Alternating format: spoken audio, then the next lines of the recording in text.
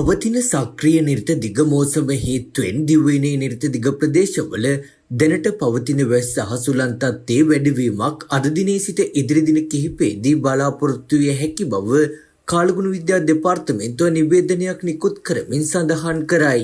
බස්නාහිර සබරගමුව සහ වයඹ පළාත්වලත් මහනුවර නුවර එළිය ගාල්ල සහ මාතර දිස්ත්‍රික්කවලත් විටින් විට වැසි හෝ ගිගුරුම් සිත වැසි ඇතිවන අතර එම ප්‍රදේශවල අහස වලාකුළු වලින් බරව පවතිනු ඇත. බස්නාහිර සහ සබරගමුව පළාත්වලත් මහනුවර නුවර එළිය සහ ගාල්ල දිස්ත්‍රික්කවලත් ඇතැම් ස්ථානවලට මිලිමීටර 100ට වැඩි තද වැසි ඇතිවිය හැක.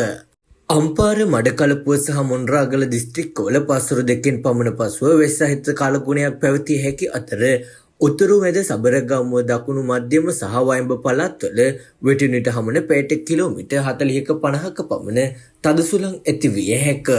ගිගුරුම් සහිත වැස්ස සමග ඇතිවිය හැකි තාවකාලික තද සුළං වලින් සහ අකුණු මගින් සිදුවන අනතුරු අවම කර ගැනීමට අවශ්‍ය පියවර ගන්නා ලෙස කාලගුණ විද්‍යා දෙපාර්තමේන්තුව මහජනතාවගෙන් ඉල්ලා සිටී.